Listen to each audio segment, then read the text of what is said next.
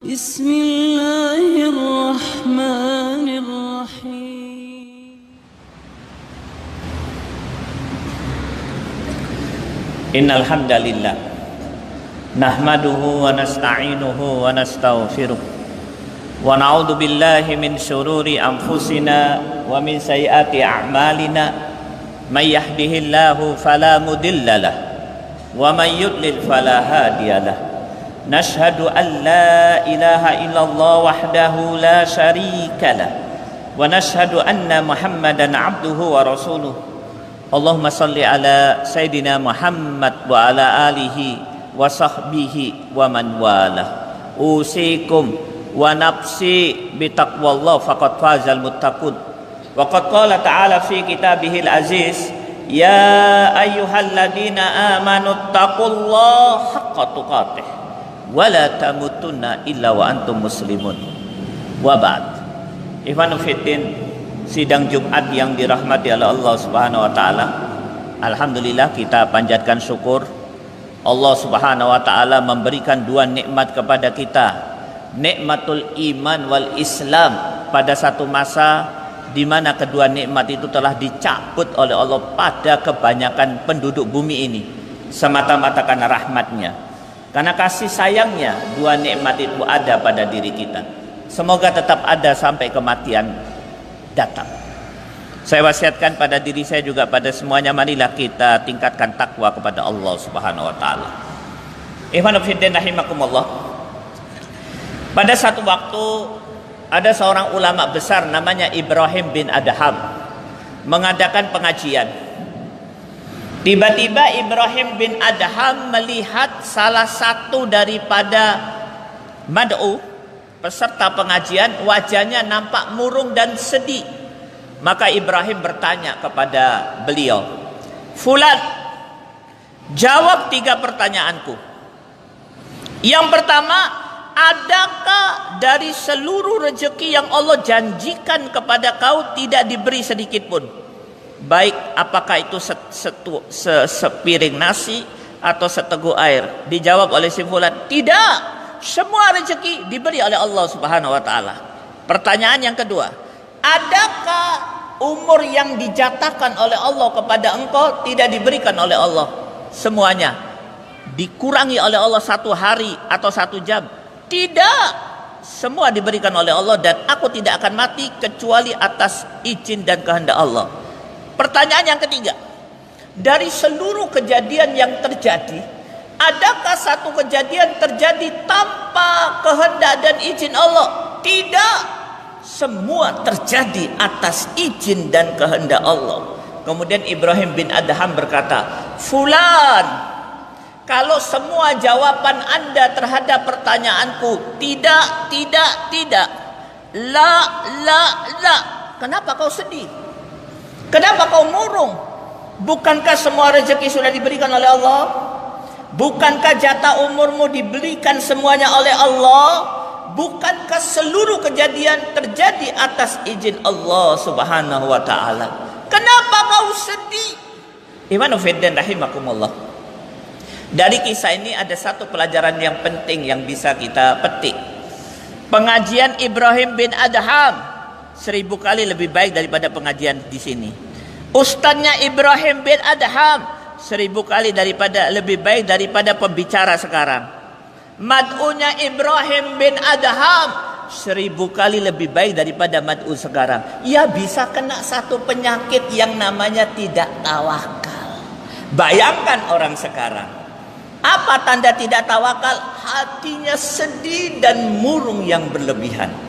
Ikhwanu fiddin rahimakumullah, Ibnu Qayyim al-Jauziyah di dalam kitab Madarijus Salikin mengatakan, "Fal 'abd afatuhu imma min adamil hidayah wa imma min adamit tawakkul. Fa idza jama'al hidayata ila tawakkuli faqad jama'al imana kullah." Ibnu Qayyim, seorang ulama besar, mengatakan, manusia kaum muslimin, hamba Allah, itu kelemahannya satu di antara 2. Yang pertama, tawakalnya kuat, tapi tak ada hidayah. Yang saya maksud hidayah, hidayatul irsyad, tak ada ilmu. Tawakalnya kuat, tapi ilmu dinnya tidak ada. Ini kelemahan yang pertama. Kelemahan yang kedua, ilmu dinnya banyak, tapi tak ada tawakal. Hidayahnya oke, tapi tak ada tawakal.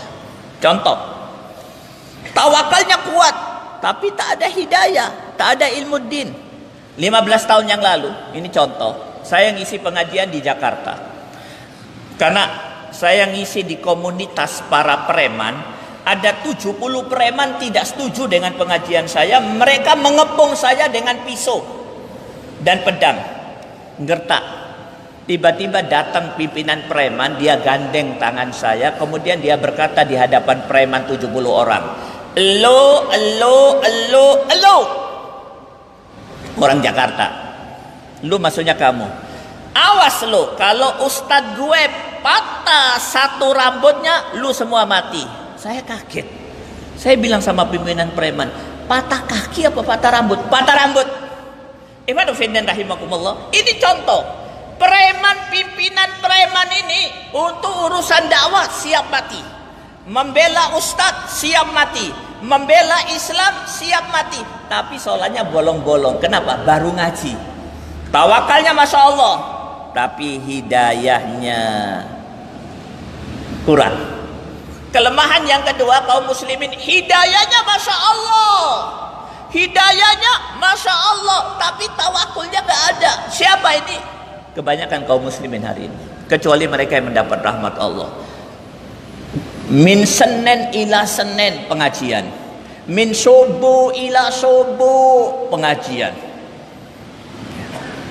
min majlis ta'lim ila majlis ta'lim pengajian, tapi tidak ada tawakal. Tandanya apa?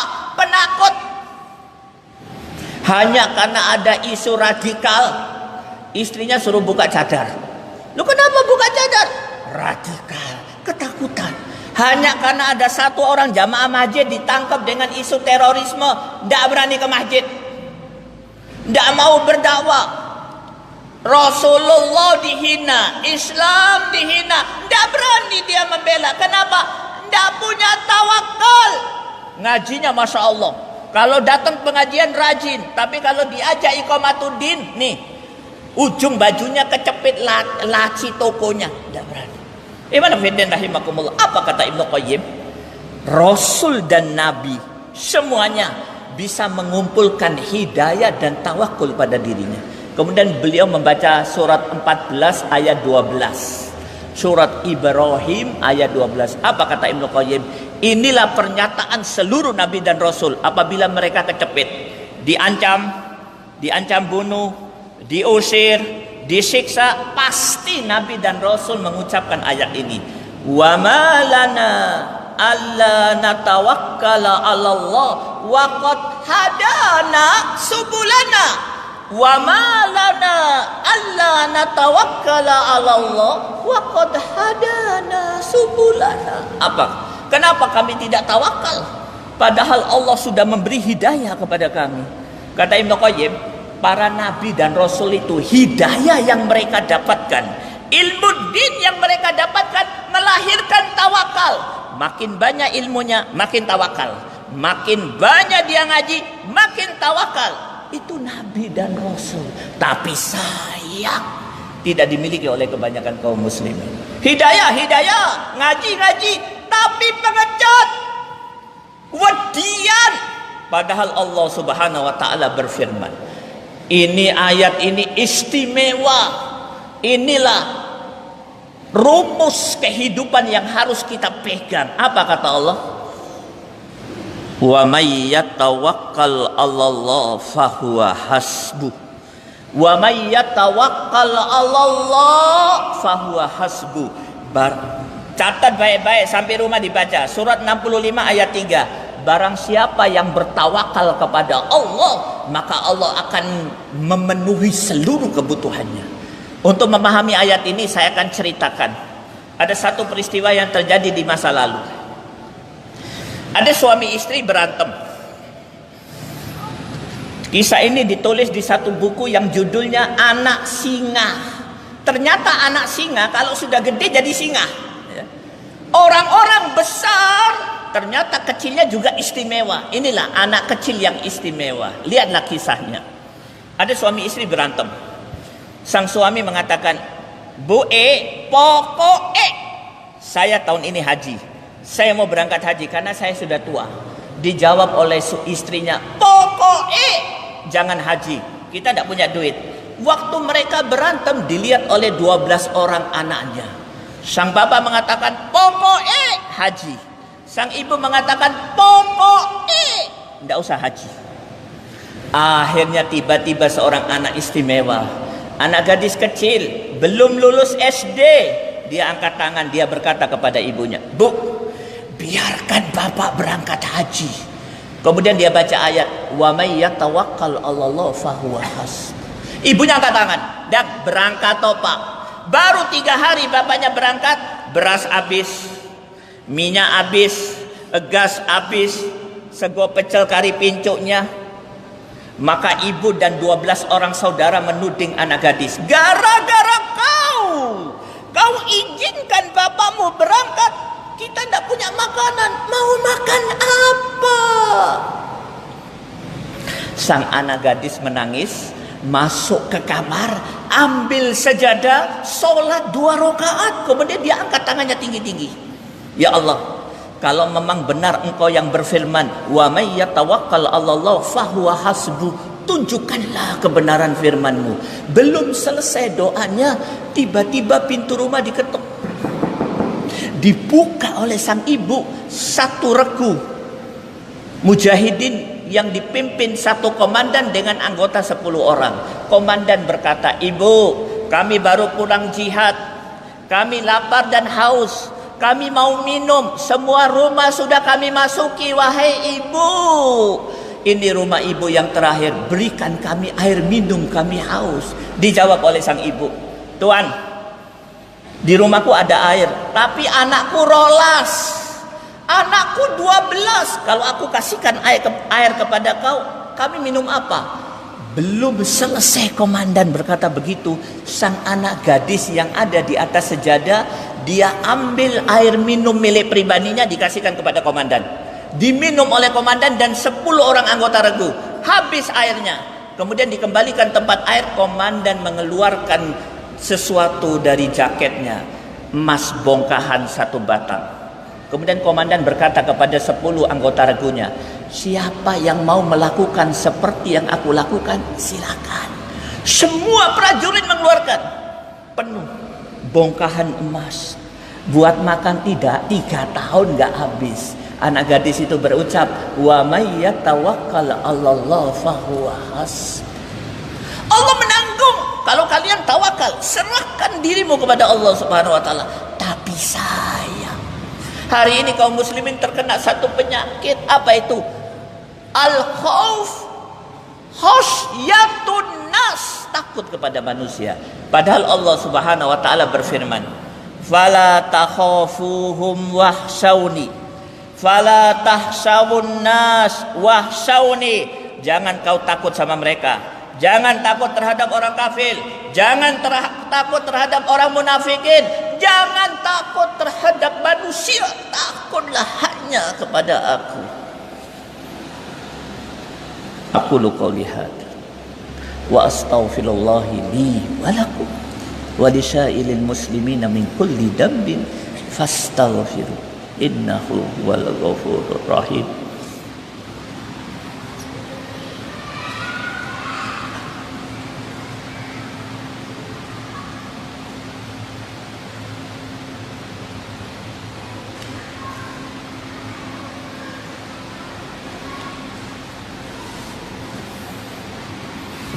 Innal hamdalillah wa bihi nasta'inu ala umurid dunya waddin. Wassalatu wassalamu ala ashrafil anbiya'i wal mursalin. Usikum wa nafsi bitaqwallah faqad fazal muttaqun wa ba'd. Saudara-saudara sekalian, jamaah Masjid Manarul Islam, penduduk Kota Bangil, kaum muslimin yang kalian semua berusaha untuk menjadi aktivis muslim mujahid, saya informasikan kepada Anda, orang-orang terdahulu mempunyai satu ciri. Apa cirinya? Mereka tidak takut kecuali kepada Allah Subhanahu wa taala. Apabila mereka lebih takut kepada selain Allah, maka orang-orang seperti itu akan menjadi pecundang, tidak akan tertulis di dalam sejarah dan bukan golongan-golongan orang yang hebat. Ini saya akan cerita yang paling lemah di antara mereka. Namanya Abu Sa'id Al-Khudri. Kenapa saya katakan lemah? Umurnya hampir 100 tahun.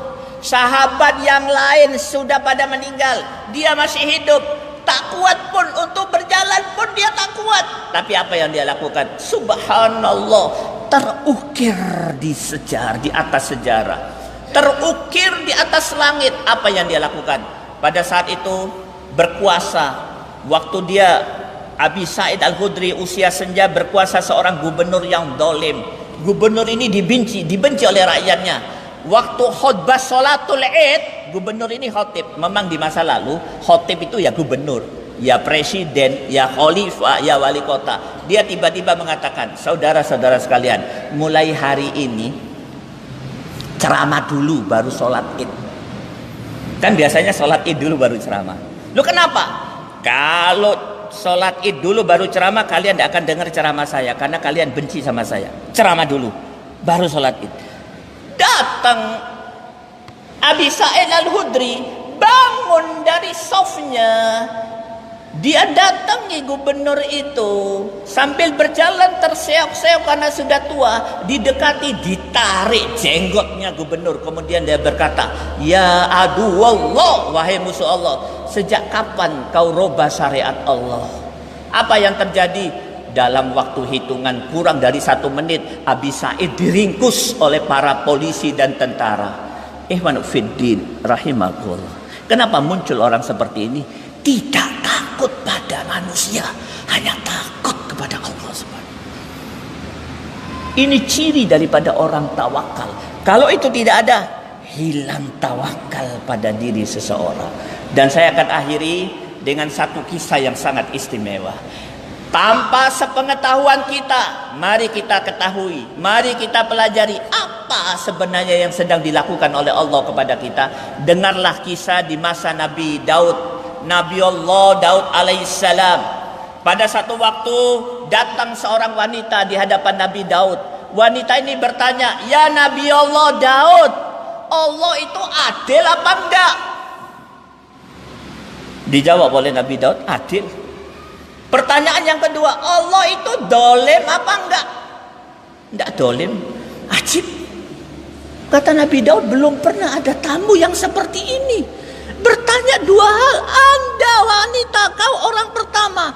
Ada apa kau ini? Kenapa tanya begitu? Wanita itu sambil menangis berkata, ya Nabi Allah Daud, aku janda. Suamiku meninggal. Anakku banyak. Aku tak ada pekerjaan, fakir miskin. Pekerjaanku cuma satu, menyulam kain. Kalau sudah jadi kain banyak, aku bawa ke pasar, aku jual untuk makan 2 pekan, 3 pekan. Pada satu waktu, setelah aku menyulam kain, aku masukkan ke dalam tas merah, aku bawa ke pasar. Belum sampai ke pasar, datang burung gagak, disambar tas merahku. Allah ini adil apa enggak? Dolimkah kepada saya? Belum selesai wanita itu bercerita, rumah diketuk, rumah Nabi Daud. Ada 10 orang pengusaha sukses. Salah satunya mengatakan, ya Nabi Allah, kami infak masing-masing 100 dinar. Kami 10 orang, 1000 dinar. 1000 dinar loh, 1 dinar 4 juta loh. Kalau sekarang, kata Nabi Daud, bukan aku tidak mau terima infakmu, tapi kenapa kau moro-moro datang infak?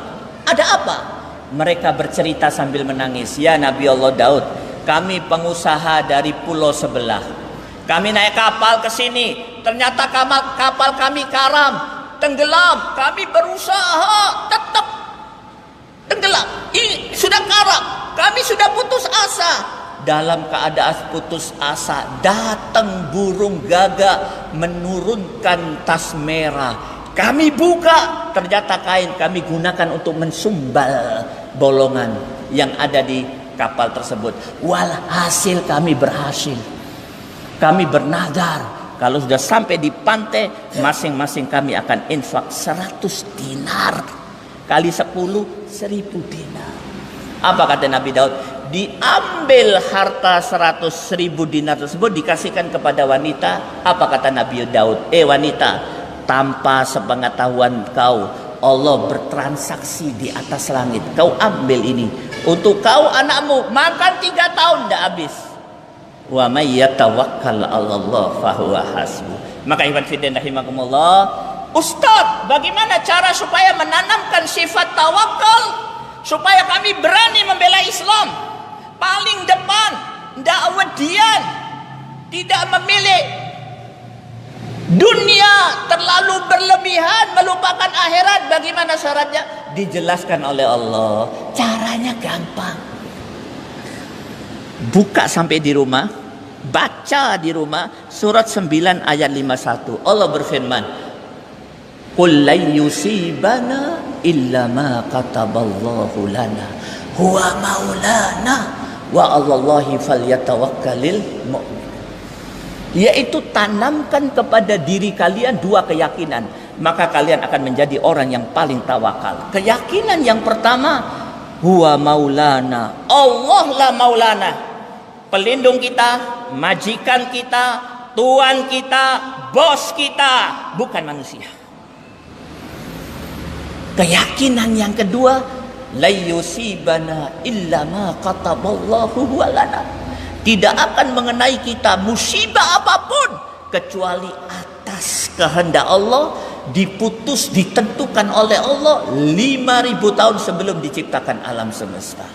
Ikhwan fillah rahimakumullah, catat baik-baik. Huwa maulana, rezeki kita di tangan Allah Subhanahu wa taala. Saya punya kawan masuk penjara bukan karena korupsi, karena saya bukan pejabat, bukan nyolong, masuk penjara karena berdakwah. Anaknya 5, coba lihat 5. Waktu suaminya belum masuk penjara, masing-masing anak minta dibelikan sepeda poligon.